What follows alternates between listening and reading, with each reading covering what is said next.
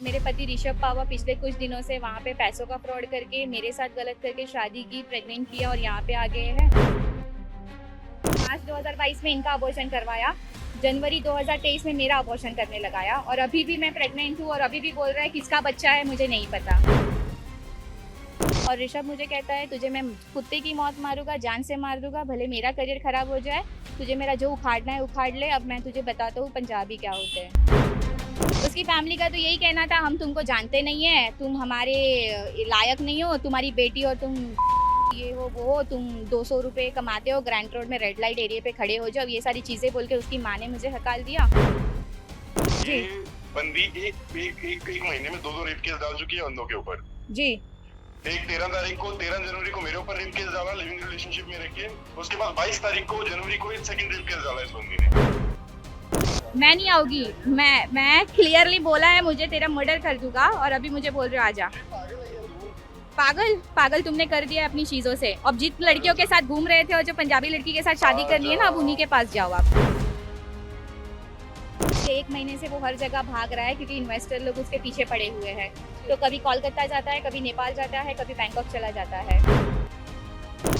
Ma'am मैं उनके घर पे गई थी, मेरा सामान मेरे पास यहाँ रहने का ठिकाना नहीं था, मेरी तबीयत भी ख़राब, प्रेगनेंसी हूँ, मेरे से नहीं हो रहा है, तो मैं वहाँ पे जाके बैठ गई। मैंने बोला आप उसको बुला दो, मैं उसी के साथ चली जाऊँगी, मुझे और कोई झगड़ा नहीं चाहिए यहाँ पे। तो उन्होंने गाली गलौज करना शुरू कर दिया, मेरा सामान रख लिया और मुझे घर के बाहर निकाल दिया। 1.5 लाख में वो मुझे बोल रहा है तुम मुझे खरीद नहीं सकती हो, मुझे तुम्हारे पैसों में कोई इंटरेस्ट नहीं रहा है अभी, मेरे माँ बाप मुझे सपोर्ट कर रहे हैं, मैं तुम्हारे लिए मेरे माँ बाप को नहीं छोड़ने वाला हूँ, मैं पंजाब में ही शादी करने वाला हूँ। मुझे हर दिन नशे में मारता रहता है। उसकी पॉकेट में से मुझे कोई ड्रग्स के पैकेट भी मिले जो क्रिस्टल मैथ करके कुछ होता है, मैंने गूगल पे उसके बारे में सर्च की, मैंने उसको पूछा तो उसने मुझे बहुत मार पिटाई की। ਪ੍ਰੋ ਪੰਜਾਬ ਟੀਵੀ ਦੇਖ ਰਹੇ ਹੋ ਤੁਸੀਂ। ਮੈਂ ਈਸ਼ਾ। ਮੁੰਬਈ ਤੋਂ ਇੱਕ ਲੜਕੀ ਹੈ ਜਿਹੜੀ ਕਿ ਪਰਸੋਂ ਇੱਥੇ ਆਂਦੀ ਹੈ ਤੇ ਇੱਕ ਲੜਕੇ ਦਾ ਘਰ ਲੱਭਦੇ ਉਹ ਲੜਕੀ ਲੁਧਿਆਣੇ ਦੇ ਜਮਾਲਪੁਰ ਇਲਾਕੇ ਦੇ ਵਿੱਚ ਪਹੁੰਚਦੀ ਹੈ ਤੇ ਲੜਕੇ ਦਾ ਘਰ ਉਸਨੂੰ ਮਿਲ ਜਾਂਦਾ ਹੈ। ਉਸ ਤੋਂ ਬਾਅਦ ਚ ਕਿਹਾ ਜਾਂਦਾ ਹੈ ਕਿ ਲੜਕੀ ਦੇ ਨਾਲ ਕਾਫੀ ਗਾਲੀ ਗਲੋਚ ਹੁੰਦੀ ਹੈ, ਹੱਥੋਂ-ਪਾਈ ਹੁੰਦੀ ਹੈ। ਲੜਕੀ ਦਾ ਕਹਿਣਾ ਹੈ ਤੇ ਬੀਤੀ ਰਾਤ ਇੱਕ ਹਾਈ ਵੋਲਟੇਜ ਡਰਾਮਾ ਵਾ ਜਿਹੜਾ ਕਿ ਉਹ ਵੇਖਣ ਨੂੰ ਮਿਲਦਾ ਹੈ ਤੇ ਉਹ ਲੜਕੀ ਇਸ ਵਕਤ ਸਾਡੇ ਨਾਲ ਮੌਜੂਦ ਹੈ, ਉਹਦੇ ਨਾਲ ਗੱਲਬਾਤ ਕਰਦੇ ਹਾਂ। ਮੈਮ आप यहाँ लुधियाना क्यों आए हो? मैम मेरा नाम जयश्री पावा है। मेरे पति ऋषभ पावा पिछले कुछ दिनों से वहाँ पे पैसों का फ्रॉड करके मेरे साथ गलत करके शादी की, प्रेग्नेंट किया और यहाँ पे आ गए हैं और कोई कांटेक्ट में नहीं है। आप कैसे मिले थे उनको? मैं डाइवोर्स मैट्रिमोनियल ऐप से मिली हुई हूँ, मेरा भी डाइवोर्स हो चुका है, उनका डाइवोर्स जाहिर से हुआ नहीं है, फिर भी उन्होंने मुझसे शादी की हुई है और इलीगल तरीके से रह भी रहे हैं और गलत चीज़ें भी कर रहे हैं। आपको पहले पता था कि उनका डाइवोर्स नहीं हुआ? पहले उन्होंने ये बोला था मेरा डाइवोर्स 2 महीने में हो जाएगा, इसीलिए हमने वेट किया था और शादी के बाद उन्होंने बोला डाइवोर्स हो गया इसीलिए हम शादी कर रहे हैं और जब भी मेरा डिग्री मिल जाएगा तब हम मैरिज सर्टिफिकेट बनवा लेंगे जी। ऐसे उन्होंने मुझे कहा हुआ था। जी। आपके पेरेंट्स को या उनके पेरेंट्स को ये सब बातें पता थी कि आप लोग लिव इन में रह रहे हो? मेरे पेरेंट्स, उनके पेरेंट्स, सबको ये चीज़ें पता हुई थी, शादी के बारे में भी दोनों को पता हुई थी। मेरी legally court marriage Bandra court के सामने होती है, वहाँ पे हुई, फिर वहाँ से मंदिर में जाके हमने शादी की। कब मिलते हो आप? किस चीज़ के लिए? आप और ऋषभ कब मिलते हो? हम लोगों का 1.5 साल हो गया था, हम साथ में रह रहे थे। फरवरी 2022 में हम मिले थे, तब से लेके हम साथ में ही थे। पिछले 1 महीने से वो हर जगह भाग रहा है क्योंकि इन्वेस्टर लोग उसके पीछे पड़े हुए हैं। तो कभी कोलकाता जाता है, कभी नेपाल जाता है, कभी बैंकॉक चला जाता है और फिर यहाँ पे आके बस गया है। बोलता है मैं अभी यहीं रहूँगा, मुझे कोई नहीं चाहिए, मैं तुमसे डाइवोर्स ले रहा हूँ और मैं मेरी फैमिली की मर्जी से अभी पंजाब की लड़की से शादी कर दूंगा। जी। आप यहाँ कैसे पहुँचे? आपको कैसे उनका एड्रेस पता चला? मैम उसके ऊपर दूसरी FIR भी हुई है, एक लड़की ने उसके ऊपर रेप केस डाला हुआ है 376। उसी लड़की से उसने 80 लाख लेने दिए थे उसने, तो वो लड़की को पैसे वापस नहीं दे रहा था तो उसने 420 और 376 का मुंबई में मलाड पुलिस स्टेशन में केस फाइल की हुई है। उसमें भी वो ज़मानत पे बाहर आ गया है, कंडीशनल बेल है उसकी, तो भाग दौड़ कर रहा है। तो उसके भाई को ज़मानत के लिए मैंने बोला था। लड़की कौन है जिसने ऋषभ पे केस किया? उसका नाम ज्योति राउत है, वो उससे 10 साल बड़ी है और उसको भी उसने बोला था कि मैं तुमसे शादी करूंगा। तो शादी के बहाने उसको लगा कि इसके रिश्तेदारों से पैसे दिलवाएगी, तो उस लड़की के मामा का लड़का, उसका फ्रेंड और उसका बॉयफ्रेंड, ये 4 लोगों ने मिलकर 20-20 लाख करके 80 लाख उसको दिए हुए थे। हालांकि थोड़े उसने वापस भी दे दिए पर 50 लाख अभी भी बाकी है और शादी का झांसा देके उसने उससे शादी नहीं की। 376 उसने उसलिए फाइल किया। तो जमानत के दौरान ऋषभ के भाई ने मुझे अपनी आधार कार्ड की फ़ोटो भेजी थी, उस पर आलू वालिया कॉलोनी का एड्रेस था, तो रात को मैं आलू वालिया कॉलोनी पहुंच गई और उसका फ़ोटो लेके मैं हर घर पे उसको ढूंढ रही हूँ। जी। अब आपको वो मिल गए हैं? वो उसके परिवार वाले मिले हैं और उनका किराए का मकान मिला है, पर वो यहाँ पे है नहीं। वो बोल रहा है कि वो निकल गया है, अभी अभी काम से गया हुआ है, वो शाम को आ जाएगा। पर मैं 2 शाम से यहाँ पे वेट कर रही हूँ। कल शाम, परसों शाम को भी नहीं आया, कल शाम को भी नहीं आया। अभी देखते वेट करते आज अगर आ जाए तो। कल शाम को जो हाई वोल्टेज ड्रामा हुआ है वो क्या था? मैम मैं उनके घर पे गई थी, मेरा सामान मेरे पास यहाँ रहने का ठिकाना नहीं था, मेरी तबीयत भी ख़राब, प्रेगनेंसी हूँ, मैं में से नहीं हो रहा है। तो मैं वहाँ पे जाके बैठ गई। मैंने बोला आप उसको बुला दो, मैं उसी के साथ चली जाऊँगी, मुझे और कोई झगड़ा नहीं चाहिए यहाँ पे। तो उन्होंने गाली गलौज करना शुरू कर दिया, मेरा सामान रख लिया और मुझे घर के बाहर निकाल दिया। जी, तो कल तो रात को वो बोल रहे थे कि हमारे पास कोई सामान नहीं है, हमारे पास बैग्स नहीं है, हम वो लोग आपको जानते भी नहीं है। मैम 112 पे मैंने कॉल की जब मेरी कोई हेल्प नहीं हो रही थी, तो 112 पे कॉल पे ऑन ड्यूटी ऑफिसर आए थे। वो खुद अंदर जाके आधे घर तक ही उन्होंने जाने दिया, बोला आगे आप नहीं जा सकते, सर्च वारंट लेके आना तो ही आपको जाने दूंगी, और अगर मेरे घर पे से बैग मिल गया तो आप 176 मार देना और कंप्लेंट भी कर देना, पर मेरे घर में कोई बैग नहीं है। ऐसा करके उन्होंने हमें निकाल दिया। बाहर आके ऑफिसर ने मुझे यहाँ होटल पे छोड़ दिया, मैं वहाँ पे स्टे की। सुबह मैंने एप्लीकेशन दी हुई है और एप्लीकेशन के बाद बैग उन्हीं के घर से मिला हुआ है। जी, बैग अब आपको मिल गया? मुझे मेरा बैग मिल गया है मैम, पर मेरी कैश नहीं मिली है उसमें, जिसका जिक्र मैंने ऋषभ को भी किया हुआ था 2-3 दिन पहले। मेल भेजे थे उनको व्हाट्सएप पे, उसने मुझे ब्लॉक किया हुआ था। उस पर भी मैंने उसको बताया था कि मैं पैसे लेके आ रही हूँ क्योंकि मम्मी का रिटायरमेंट हुआ है, तो मम्मी ने पैसे दिए हुए हैं मुझे, उसी पैसों से हम वीज़ा अप्लाई करते हैं और आउट ऑफ चले जाते हैं, ताकि कितने पैसे थे? मैम 1.5 लाख थे करीबन। जी, क्योंकि वीज़ा के लिए हमें अकाउंट में पैसे भी बताने पड़ते हैं, तब जाके हमें बाहर का वीज़ा मिलता है। उन्होंने बोला ठीक है आप आधे पैसे लेके आओ, आधे मैं मेरी मम्मी से लेता हूँ, दोनों जन एक अकाउंट जॉइंट अकाउंट बनाते हैं, पैसे उसमें रख के हम वीज़ा मार देंगे और बाहर चले जाके बाहर अपनी लाइफ सेट करेंगे। ऐसा भरोसा उन्होंने मुझे दिया था। जी, ये कब की बात है? मैम ये 4 दिन पहले की बात है, 15 अगस्त की बात है। और मैं 3 दिन से उनको पैसा लेने के बाद कॉल करी, कांटेक्ट करी, उनका फ़ोन बंद आ रहा है। मेल किया तो मेल में उन्होंने बता दिया कि मुझे मेरी फैमिली की मर्ज़ी से शादी करनी है, मैं तुम्हारे साथ अभी नहीं रहूँगा, तुमको जो उखाड़ना है मेरा उखाड़ लो। आपने बोला कि वो लड़कियों से पैसे खाता है ऋषभ, है ना? अगर वो लड़कियों से पैसे खाता है, अगर आप उसको बोल ही रहे हो कि मैं 1.5 लाख रुपए लेके आ रहा हूँ, उसके बाद भी वो आपके फ़ोन क्यों नहीं उठा रहा? 4 दिन के बाद 4 दिनों में ऐसा क्या हो जाता है कि अगर 1.5 लाख उसको मिल रहा है, उसके पास लड़की खुद 1.5 लाख रुपए लेके आ रही है, फिर भी वो आपको इग्नोर कर रहा है, ऐसा क्या हो जाता है? मैम क्योंकि उसकी मम्मी पापा ने उसको मुझसे भी ज़्यादा बोला हुआ है कि तू यहाँ पे सेटल हो जा, पापा का बिजनेस संभाल और सारी चीज़ें तू अपने हिसाब से कर। और 1.5 लाख में वो मुझे बोल रहे हैं तुम मुझे खरीद नहीं सकती हो, मुझे तुम्हारे पैसों में कोई इंटरेस्ट नहीं रहा है अभी, मेरे माँ बाप मुझे सपोर्ट कर रहे हैं, मैं तुम्हारे लिए मेरे माँ बाप को नहीं छोड़ने वाला हूँ, मैं पंजाब में ही शादी करने वाला हूँ। आपको पता कैसे लगा कि वो आपको डिच कर रहा है, आपके साथ चीट कर रहा है? मैम डे 1 से तो मुझे चीट ही कर रहा था। एक वुमन के नेचर में पता चल जाता है, पर जब मैं रिकॉर्डिंग सुन ली 13 घंटे की रिकॉर्डिंग, तब पता चल गया कि ये चिट्ठा है। बीवी से डाइवोर्स नहीं हुआ। अगर आपको पता था कि डे 1 से आपको लग रहा था कि चीट कर रहा है, तब आपने कोई एक्शन क्यों नहीं लिया? मैम मुझे हर बार ऐसा लगता था एक मौका दे दूँ, सुधर जाए, क्योंकि मेरी भी ये शादी एक टूट चुकी है और वापस से ऐसा करना बार बार अच्छा नहीं होता। मेरी भी एक बेटी है मेरे पहले हस्बैंड से, तो मैं नहीं चाहती कि मेरी रेपुटेशन और स्पॉइल हो। रिश्तेदारों में मैं सब जगह उसको मिलवा चुकी थी, मुझे लगा अगर उससे गलती हो रही है तो मेरा फ़र्ज़ है कि मैं उसको माफ़ करूँ और अपनी ज़िंदगी अच्छे से आगे बढ़ाऊँ। जी, पर वो कभी सुधरा ही नहीं। तो फिर कितने टाइम बाद आपने वो रिकॉर्डिंग के लिए लगाया? कब पता चला? रिलेशन के 4 महीने बाद ही मैंने वैसा करना स्टार्ट कर दिया था, और फिर वो मुझे हर दिन नशे में मारता रहता है। उसकी पॉकेट में से मुझे कोई ड्रग्स के पैकेट भी मिले जो क्रिस्टल मैथ करके कुछ होता है, मैंने गूगल पे उसके बारे में सर्च की, मैंने उसको पूछा तो उसने मुझे बहुत मार पिटाई की और वो पैकेट मेरे हाथ में से छीन के उसने टॉयलेट में फ्लश कर दिया। और उसके बाद भी मुझे लगा कि ये बार भी दोबारा कर सकता है, मुझे मार सकता है, तो मैंने अमेज़ॉन से जो स्पाई कैमरा आता है चार्जिंग एडाप्टर वाला, वो ऑर्डर कर दी और मेरे घर पे लगा दी। और वो पी के आया, बहुत नशे में था, मैंने वो ऑन कर दी थी तो पूरी सारी वीडियो रिकॉर्ड हो गई उसमें जिसने उसने मुझे मारा हुआ था। वो वीडियो की रिकॉर्डिंग्स भी है कुछ मेरे पास। वो हर लड़कियों के साथ ऐसा ही करता रहता है। अभी भी ऋषभ के कॉल आ रहे हैं आपको? मुझे अभी भी कॉल आ रहा है क्योंकि उसके माँ बाप ने उसको बोला हुआ है कि ये लड़की को यहाँ से लेके जा और उसको मना के ये सारी चीज़ें कर। तो मैं नहीं चाहती अभी कि मैं उससे कोई सुलह करूँ, क्योंकि उसने बहुत गलत चीज़ें की हुई है, इतनी गंदी गालियाँ, और उसने मुझे मारने की धमकी दी है जो कि मेरे लिए सेफ़ नहीं है। ये मेरे घर की वीडियो है जो उसने मुझे मारा हुआ था, मैंने घर पे स्पाई कैमरा लगाया हुआ था, तभी भी मैं 4.5 मंथ प्रेग्नेंट थी। जी, अभी भी ऋषभ का कॉल आ रहा है? मैम वो वही बोल रहा है कि मैं यहाँ अम्बाला में हूँ, आप अम्बाला में आ जाइए। कॉल पिक करके बात कर सकते हैं? हाँ बोलिए। हेलो, बोलिए। आ रही है कि नहीं? मैं सोनल को कॉन्फ्रेंस पे ले रही हूँ, वेट करो। मैं क्या बोल रहा हूँ, मेरे पास भी है कॉन्फ्रेंस में लेने के लिए बहुत लोग। हाँ ले लो मेरे आप, पास भी बहुत लोग हैं कॉन्फ्रेंस ले में लो लेने आप। के लिए। ले लो आप हेलो, आप कॉन्फ्रेंस पे ले लो, फिर आपके पास जो लोग हैं मेरे पास बहुत लोग हैं कॉन्फ्रेंस में, मेरे पास तो चिट्टे पड़े हैं सब। आप ले लीजिए ना दिखाने के लिए। कॉन्फ्रेंस पे। वीडियो के साथ सब है मेरे पास, आप टेंशन मत ले। कॉन्फ्रेंस पे ले लीजिए मैं क्या बोल रहा हूँ, अभी तक उनको वन साइडेड स्टोरी पता है ना, सेकंड सर, स्टोरी उनको पता ही उनको नहीं होगी कॉन्फ्रेंस तूने। पे ले लीजिए। जैसे तूने कल की वीडियो हेलो? में बताई नहीं थी, हेलो? मैंने बताई है। हेलो हेलो, ऋषभ, मैं न्यूज चैनल से बात कर रही हूँ। आपने बोला कि उनको वन साइडेड स्टोरी पता है, तो हम आपकी स्टोरी भी सुनना चाहते हैं। आप क्या कहना चाहते हो? मैडम स्टोरी, जी। ये बंदी एक महीने में 2 रेप केस डाल चुकी है बंदों के ऊपर। जी। एक 13 जनवरी को मेरे ऊपर रेप केस डाला लिविंग रिलेशनशिप में रह के। उसके बाद 22 तारीख को जनवरी को एक सेकंड रेप केस डाला इस बंदी ने। किसके ऊपर डाला रेप केस? विराज प्रदीप कुमार के नाम पे बंदा है मेरे पास, उसके एफआईआर कॉपी है, उसके बेल ऑर्डर्स हैं।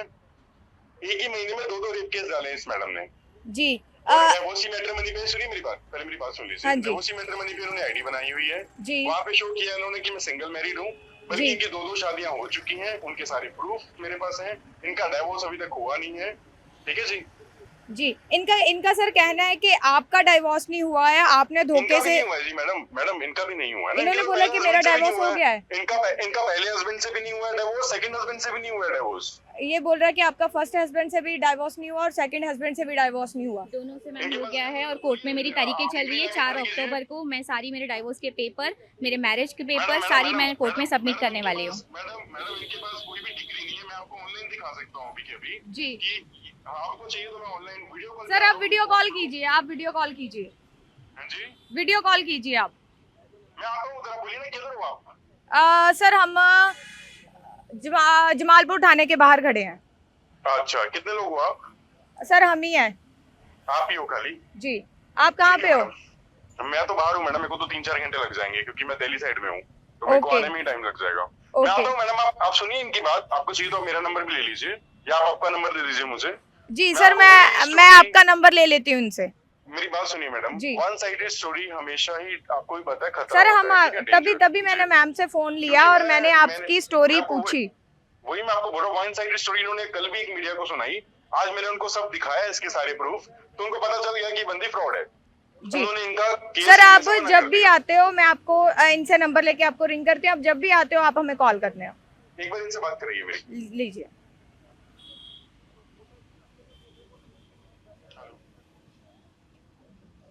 हाँ, बी ऑन होल्ड। ज्या व्यक्तीस आपण कॉल केलेला आहे वो ती काट सध्या देता है। इतर मैं किसी को भी कोणाशी फोन बोलत करती हूँ, वो आहे. किसी से बात ही नहीं कर रहा है क्योंकि मुंबई से वो। हेलो लकी सर, हाँ जी, बोलिए। सुने ना, मैं पुलिस स्टेशन के बाहर हूँ, ये मीडिया वाले मेरे साथ में हैं। ऋषभ बोल रहा है कि मैं फ्रॉड हूँ, पर उसने जो मुंबई में आपके साथ फ्रॉड किया है जरा आप बताओगे? भेजा ना मैंने आपको, दिखाओ ना उनको। हाँ, आप इनसे सब बात स्क्रीनशॉट की। सब भेज दिया आपको मैंने, स्क्रीनशॉट आज जरा खुद भेजा। सर आपका नाम बताइए। हेलो, हाँ, इनको नाम बताइए ना आपका। लकी अरोड़ा। जी। लकी जी, कैसा फ्रॉड है ये जो मैम बोल रहे हैं? हम लोगों से ट्रांसफर पेमेंट लिया हुआ 10 लाख रुपए और अभी तक देने का नाम नहीं ले रहा। समझ लो कि एवरेज 8-9 महीने हो गए हैं। दिसंबर में लिया था इसने पेमेंट, जी। और आपको ये क्या बोल के बोला लिया था जा मुझे रहा है फिर पेमेंट वापस करने के लिए? नहीं दे रहा है, दे ही नहीं रहा, गायब हो गया, यहाँ से बंद करके गायब हो गया, मोबाइल सब बंद करके गायब हो गया। 2 महीना हो गया है। जी। 2 महीने से कोई कांटेक्ट में नहीं है वो। तो आज इन्होंने पकड़ के बताया कि ये उधर है, हमको अभी आज जाके मालूम पड़ा है। हम लोग अभी फाइल की यहाँ पे कल मंडे को अभी फाइल करेंगे पुलिस स्टेशन में। जी। इनके चेक वगैरह हमारे पास पड़े हुए, सब कुछ है हमारे पास तो, और ऑनलाइन पेमेंट ट्रांसफर है इनको पूरा। इनको ट्रांसफर का डिटेल भेजा हुआ है, अब इनके व्हाट्सएप से ले सकते हो डिटेल्स पूरी। जी। जो ट्रांजेक्शन डिटेल्स है हमारी सब भेजी है मैंने इनको। जी। और मैम वो आपको बोल रहे हैं कि आपने आपकी 2 शादी हुई है, आपने दोनों शादियों से डिवोर्स नहीं हुआ है, उसके बाद आपने 1 महीने में 2 लोगों पे रेप केस लगाया। मैम मेरी पहली शादी हुई है जिससे मेरी एक बेटी भी है 6 साल की, वो मेरा डाइवोर्स हो चुका है। उसकी सारी पेपर मुझसे एफआईआर के टाइम पे भी मांगी गई थी, वो मैंने पुलिस स्टेशन में सबमिट कर दी है। मैं कोर्ट में भी 4 तारीख को मेरी तारीख है, तभी भी मैं सबमिट कर दूंगी।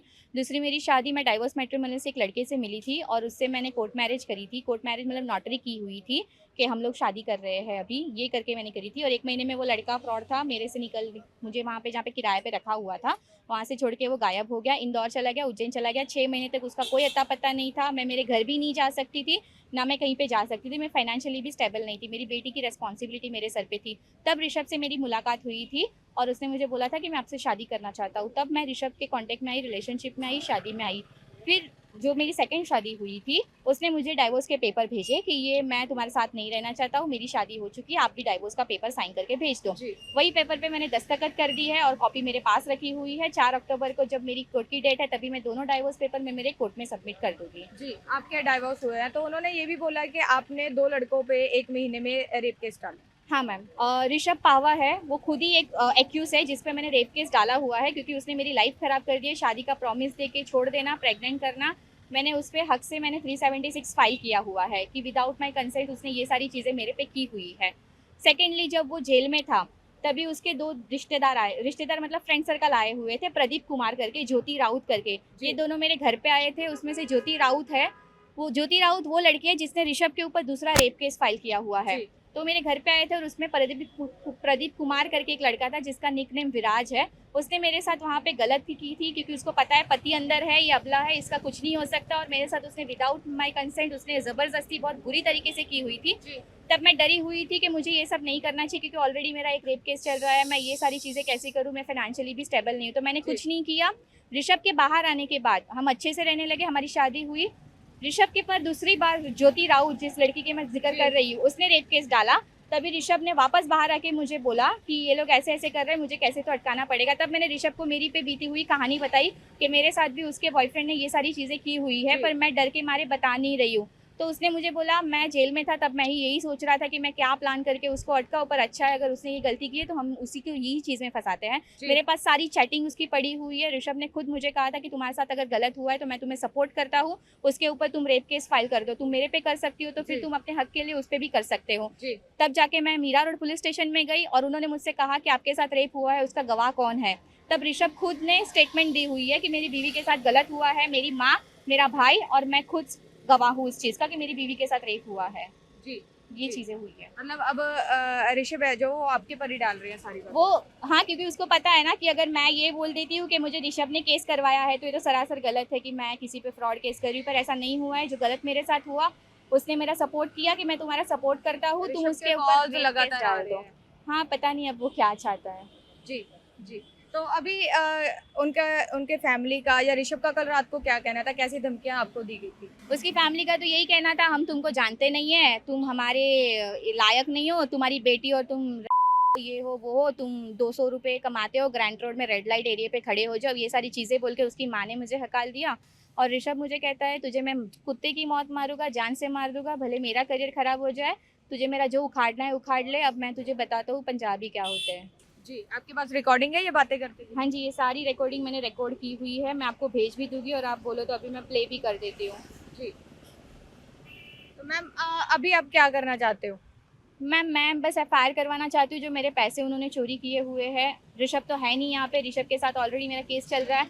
मेरी एफआईआर यहाँ दर्ज हो जाए, मैं मुंबई जाके अपना केस वहाँ लड़ लूँगी और इन्होंने जो गलत किया है मेरे साथ, इनका केस यहाँ लड़ लूँगी। मैम, मुझे बस इसी चीज़ में न्याय चाहिए। आपके यहाँ आने का कारण क्या था? मैम, बस मैं ऋषभ को ढूंढने आई थी कि मैं पैसे लेके आई हूँ, तो झगड़े सब घर में होते हैं, पर अभी पैसे आ गए हैं तो वो पैसों से वीज़ा आप फिर से एक बार घर बसाना चाहते थे अपना? मैं हमेशा से घर बसाना चाहती थी और मैंने उसे वही मौके दिए, पर उसे सिर्फ लड़कियां चाहिए, पैसा चाहिए, ड्रग्स चाहिए और उसको आज़ादी चाहिए, उसे कहीं बसना नहीं है।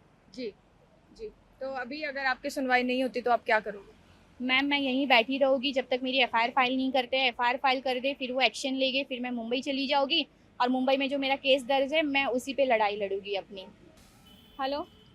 हाँ, आ जा इधर। तुम मेरे भाई के ऑफिस में क्यों जाने का बोल रहे हो ऋषभ?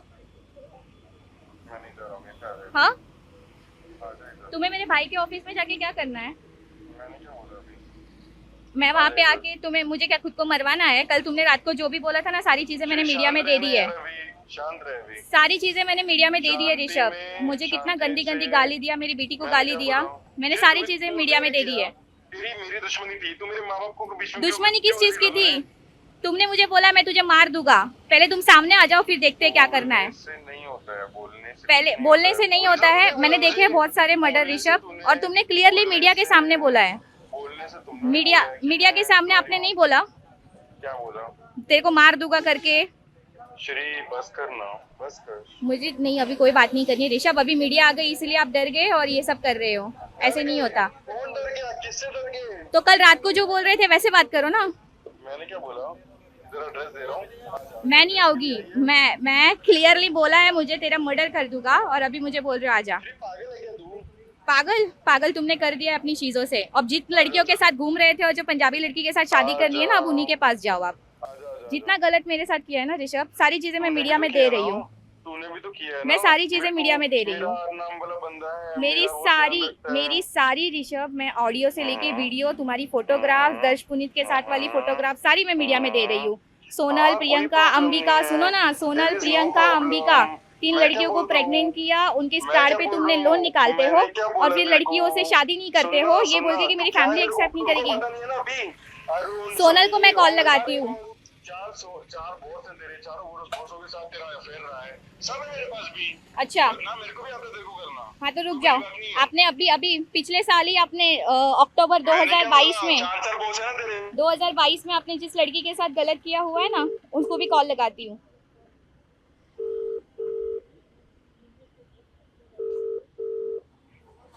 हेलो सोनल। हाँ मैं श्री बात कर रही हूँ, यहाँ लुधियाना आई हुई हूँ मैं। एक रिपोर्टर मेरे साथ में है, जरा उनको बताइए ऋषभ ने आपके साथ क्या किया था। हेलो हेलो हेलो हेलो हाँ बोलिए।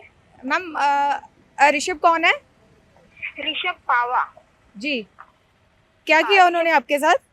हाँ ऋषभ पावा, उसने मेरे साथ नाजायज संबंध बनाए, 1.5 साल तक हमारा रिलेशन था और फिर उसने मुझे प्रेग्नेंट भी किया जी और फिर उसने शादी करने के लिए भी मना कर दिया और फिर उसने मुझे बोला कि अबॉर्शन करवाना है, बच्चे को नहीं रखना है करके। जी, आप कहाँ से हैं? मुंबई से। मुंबई से। और मेरे साथ एक लड़की खड़ी है, उन्होंने ये सेम बात उन्होंने ये बोली है। सेम मेरे साथ उसने किया है। मैं ऋषभ का कॉल आ रहा है मैम, इन दोनों को आप कॉन्फ्रेंस कॉल पे ले सकते हो। सोनल, ऋषभ लाइन पे है। ऋषभ मना कर रहा है कि सोनल तुम्हारे साथ कुछ नहीं किया ऋषभ ने। क्यों नहीं किया? ऋषभ बात करो। काट दिया उसने फोन। ऋषभ ने फोन काट दिया। उसने फोन काट दिया सोनल। आप दोबारा से उसको कॉल करके सोनल 1 मिनट रुक जाओ। कॉल मर्ज करना। कमीना है, मतलब बेचारी ये गरीब लड़की है, किस्तें सारी ये भर रही है। ऋषभ को बताती हूँ मैं क्या। मैम 9 महीने का बच्चा पैदा करके मार दिया उसने। કરી રહ્યા છો તે બીજા કોઈ કોલ પર વ્યસ્ત છે, કૃપા Waiting કરી है। રાહ જુઓ। हाँ सोनल। हेलो। हाँ सोनल। कब की बात है जब आपके साथ ऐसा किया सोनल? ये 2022 की बात है। जी, और आपके साथ कब थे? 2022 जनवरी में। 2021 में वो मिला था, जनवरी अगस्त, हाँ अगस्त में वो मिला था मुझे 6 तारीख को। आपका अबॉर्शन कभी करवाया सोनल उन्होंने? अबॉर्शन उसने करवाने के लिए बोला था पर मैंने नहीं करवाया। कभी बोला था ये उसने मुझे मार्च में बोला था। मार्च में बोला था। तो जनवरी में आपके साथ थे, मार्च में इनके साथ थे और फिर वापस से मेरा जनवरी 2023 में अबॉर्शन कराया, मार्च 2022 में इनका अबॉर्शन करवाया, जनवरी 2023 में मेरा अबॉर्शन करने लगाया और अभी भी मैं प्रेग्नेंट हूँ और अभी भी बोल रहा है किसका बच्चा है मुझे नहीं पता। जी, आप एक बार फिर से ऋषभ को कॉल ट्राई कर सकते हो। सोनल होल्ड पे रहिए, सोनल होल्ड पे रहिए। वो कमीना फोन नहीं उठा रहा है, बोलता है कि सारी लड़कियां के दूसरे अफेयर रहते इसलिए मैं उन लड़कियों को छोड़ देता हूँ। તમે જે નંબર ડાયલ કર્યો છે તે હાલમાં વ્યસ્ત। कॉल कट कर दिया। मेरी फोन कट कर दी सोनल जब से आपको मैंने फोन लगाया है। आपको सोनल के बारे में कैसे पता चला? मैंने एक दिन मेरे को उन पे ना बहुत, मैं इनकी फ़ोन काट दूँ? सोनल मैं आपकी फ़ोन काट रही हूँ, थोड़ी देर में करती हूँ। वो बहुत दिनों से उन्होंने मुझे अबॉर्शन करने बोला और उन्होंने मुझे बहुत बुरी तरीके से मेरी मार पिटाई की। तब जाके मुझे डाउट आने लगा कि ये बंदा कुछ तो गलत कर रहा है मेरे साथ। जी। तो मैंने वो गाड़ी लेके निकले बहुत तैयार वैयार होके, तो मैंने अपनी दूसरी फ़ोन उनके गाड़ी के पीछे वाली सीट में रख दी थी, रिकॉर्डिंग ऑन करके एयरप्लेन मोड पे डाल के। उस गाड़ी में उस दिन 2 लड़कियां आके बैठी थी और उसने गाड़ी में उनके साथ बहुत गलत चीज़ें भी की है, सारी आवाज़ें हैं, बातचीत है, उनका गंदा वाला कॉन्वर्जेशन है। उसके बाद गाड़ी में उनको ड्रॉप करने के बाद और 4 लड़कियों को उसने वीडियो कॉलिंग पे बात की और रिलेशनशिप में जब हम आते हैं तो हमारे पार्टनर से जैसे बात किए थे सारी रूटीन वाली उन्होंने वही बात की है। तब जाके एक लड़कियों के नाम उसने बोले हैं मजाक मस्ती में, तो मुझे उनके नाम पता चले, सोशल मीडिया से मैं उनके कांटेक्ट में आई और उनसे मेरी बातचीत हुई। ये ऋषभ है जिसने मुझे बहुत बुरी तरीके से मारा और मेरा अबॉर्शन हो गया।